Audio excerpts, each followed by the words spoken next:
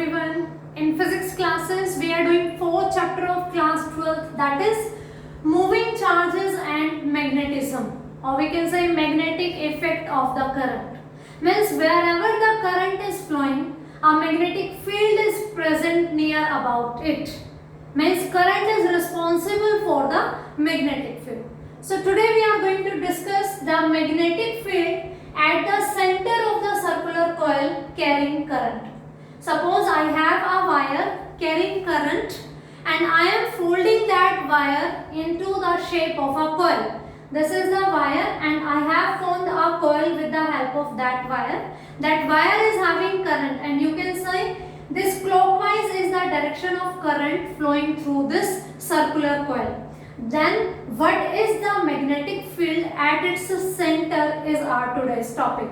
We have to find out the magnetic field at the center of circular coil carrying current. This is our circular coil of radius r in which current is flowing in clockwise direction, and we are supposed to find out the magnetic field at its center. In our previous classes we learned about the Biot-Savart law. Biot-Savart law is helpful for finding out the magnetic field due to a small current element, a very small size of current carrying element. What will be the magnetic field due to that small current is given by mu naught upon 4 pi I dl cross r upon r cube, where mu naught is the absolute permittivity of the free space for magnetism. How many magnetic field lines are permitted to pass through that medium? I is the amount of current flowing through that small current element, dl is that size, the length of that small current element, and r is our observation distance. It is a cross product of dl cross r. So same we are using here. What we are going to imagine, we are going to consider this coil into small current elements like this. We are going to find out the magnetic field due to a small current element using Biot-Savart law, and at last we are going to add up all the magnetic fields due to all small current elements. So I am considering, suppose this coil is made up of a large number of small current elements. So suppose I am choosing this as a current element. If for a circle we are taking small line segments, that line segment can be considered as a straight line, because the size we are showing on the diagram in the notebook or in the books only for the bigger size. For the observer, for the reader who is learning from the book, that size should be clearly visible, or we can draw some angles and arrows on that size. But in reality, the current element is really of very small size. So let us consider this is a current element and it is the length dl. The length of current element is always along the direction of current. Here the direction of current is clockwise, so the direction of this current element is going to be this one. Current element's direction is always along the current flowing. Current is flowing here in clockwise direction, so this will be the direction of dl. And we are observing at point O, which is the center of this coil. So this radius will act as the observation distance from the current element to the center of the coil. And from diagram it is clearly visible that the angle between the current element dl and radius vector is 90 degree. We are supposed to find out the magnetic field at the center of the coil, and we are choosing a small current element. We are considering this thing. This coil is made up of a large number of small current elements. Out of those, we are considering this a small current element whose direction is along the direction of current, and this dl is making 90 degree angle with our observation distance. And of course observation distance, because dl element is on the circumference, on the boundary of the coil, and we are observing at its center, so observation distance will be its radius. So using the Biot-Savart law, The magnetic field due to this small current element will be given by mu naught upon 4 pi I dl cross r upon r cube. And if I talk about its magnitude, then it will be given by dB is equals to mu naught upon 4 pi I dl r, dl cross r, cross product between two vectors. So when we open this cross product, we get magnitude of dl into magnitude of r into sine of theta, where theta is the angle between dl and r. And we always have to choose the smaller angle between dl and r. And from diagram, it's clearly visible that theta is equals to 90 degree and sine 90 is equals to 1. So this thing will be replaced by 1 and this r will cancel 1 power of this r cube. We left with r square. So dB is equals to mu naught upon 4 pi I dl sine 90 is 1 upon r square. So this is the magnitude of the magnetic field due to this small current element only.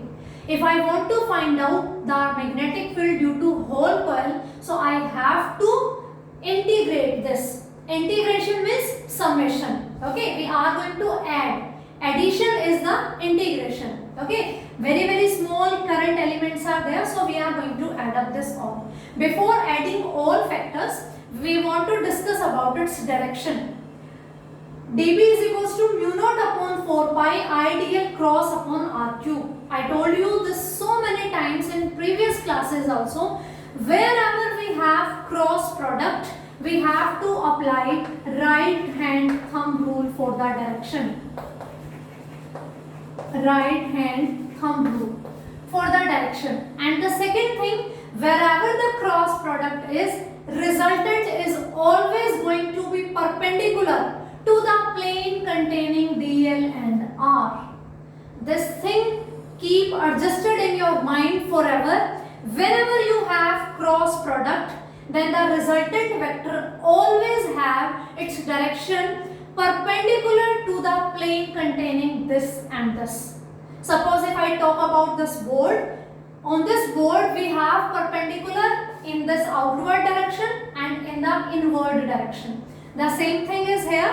In this diagram, this is the direction of dl and this is the direction of r. So magnetic field, this dl and r is in the plane of board. If you are drawing this diagram in the notebook, then that is in the plane of notebook. Then magnetic field is going to be perpendicular to this board. But upward or inward, this thing we are going to find out with the help of right hand thumb rule. Right hand thumb rule, you have to curl your fingers from dl to r. You have to curl your fingers from dl to r. Keep your fingers along the direction of dl.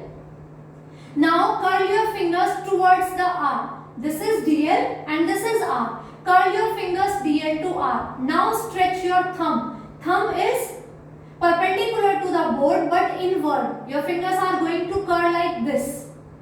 So thumb is here. So this is the magnetic field direction. If I am drawing cross here, cross means magnetic field is perpendicular to this coil but in inward direction. So at point O, the direction of magnetic field is inside, okay, and perpendicular to the coil.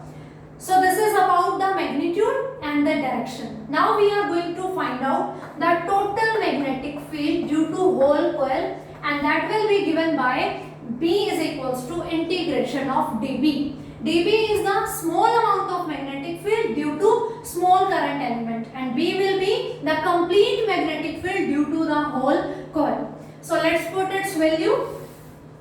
B is equals to integration mu naught upon 4 pi I dl upon r square, because sin theta was 90, sin 90 is 1, and this r cancel, this 1 power of the r cube, we left with r square.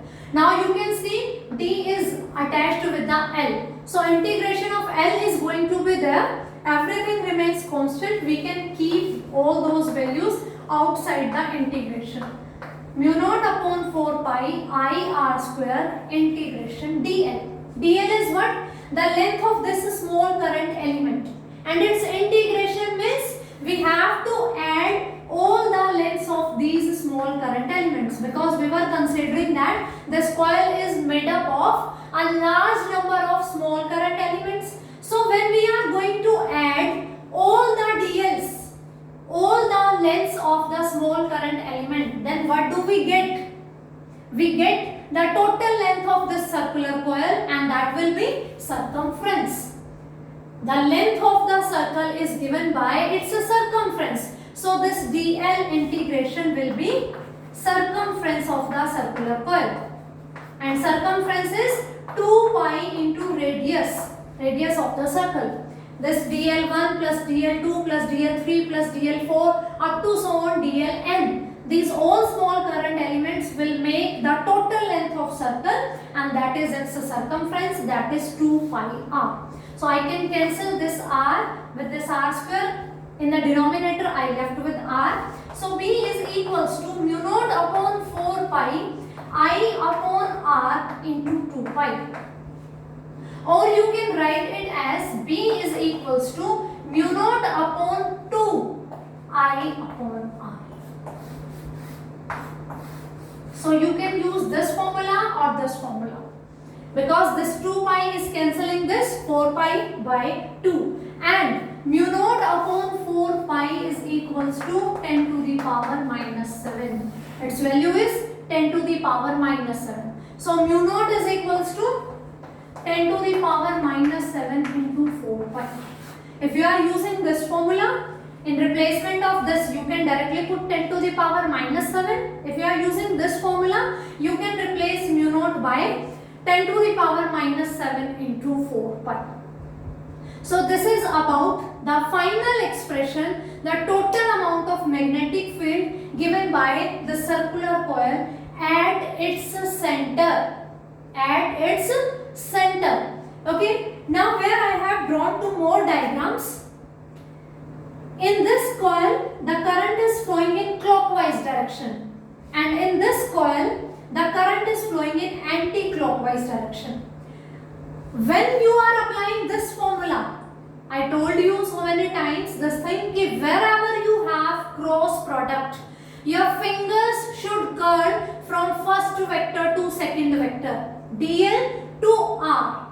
Then thumb will give the resultant direction, its direction. Okay. And I told you earlier also, with the help of right hand thumb rule, we can find the direction of current if the direction of magnetic field is given, or we can find out the direction of magnetic field if the direction of current is given.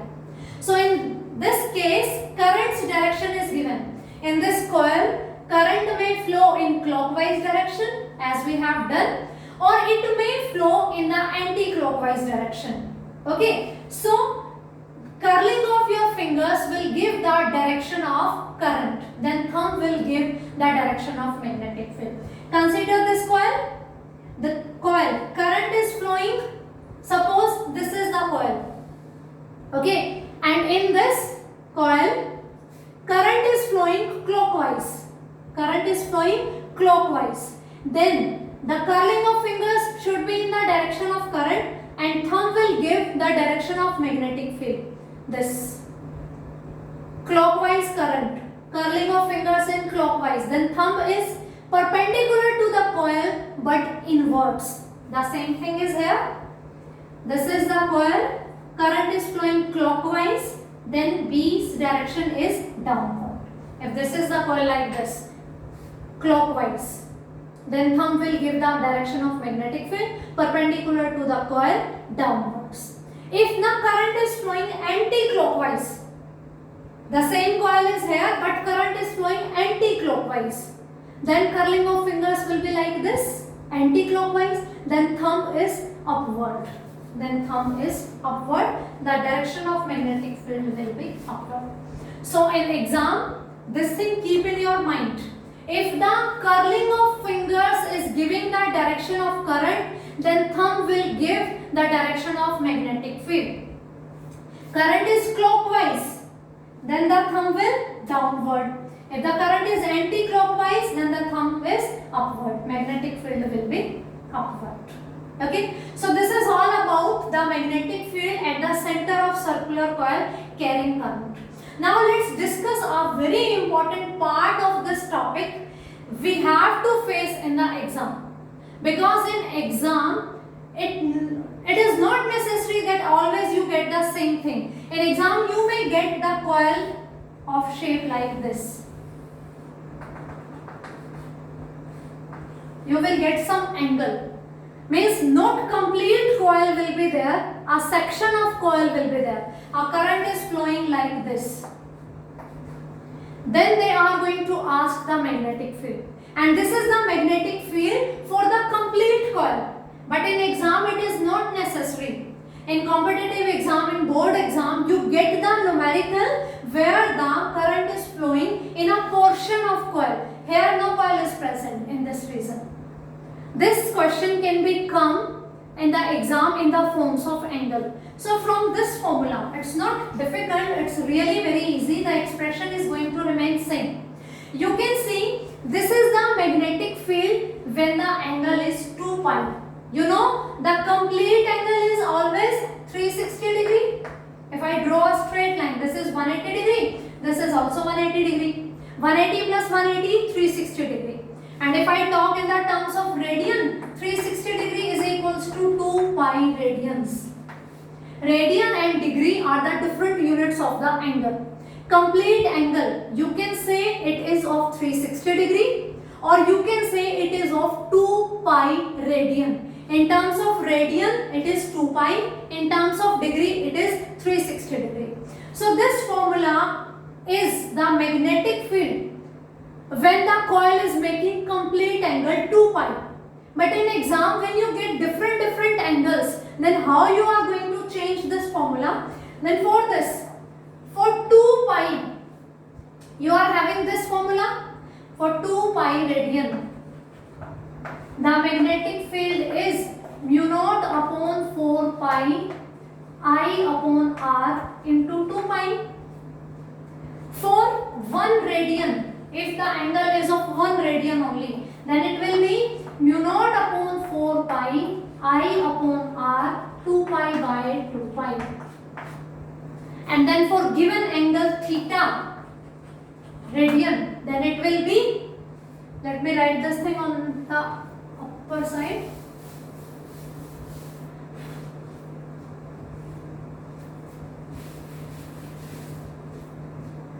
Then for theta, magnetic field will be given by mu naught upon 4 pi I upon r into theta. Then this will be the expression for magnetic field rather than this one. This is the magnetic field for complete coil, the whole coil. If the whole coil is not there, in exam you are getting coil of different shapes. Suppose the coil is of this shape, only this shape. This is the angle subtended, theta. It will be given to you in the exam. Okay, so you can place theta here because this is the magnetic field for 2 pi. For theta, you will place here theta. Okay, and this thing also should be clear in your mind, the relation between degree and radian. And this formula, you have to put the value of theta in the terms of radian. And the relation between degree and radian is given by this one. No need to cram any relation. You know, complete angle in the terms of degree is 360 degree and in the terms of radian it is 2 pi radian. So 360 degree is equals to 2 pi radian. If you have the angles measurement in degree, you can convert. So then 1 degree will be 2 pi by 360 radian or pi by 180, or 1 radian will be 180 degree by pi. So this is the relation between degree and radian. So you have to put the value of angle here in the terms of radian. So this is about the magnetic field due to a coil in at the center. Suppose the coil is having n turns. Suppose the coil is having n turns. This coil is not single one, there are multiple turns, n turns. Then this magnetic formula will be mu naught upon 4 pi I upon R 2 pi into n. We have to just multiply this thing with the n, where n is the number of turns present in the coil. The coil may be of the single turn and the coil may be of the multiple turns. So if number of turns are given, you have to multiply the result by n only, the number of turns. So this is sufficient for today. I hope this concept is clear to you. If you face any kind of problem while doing this topic, then please let me know about that thing. So thank you.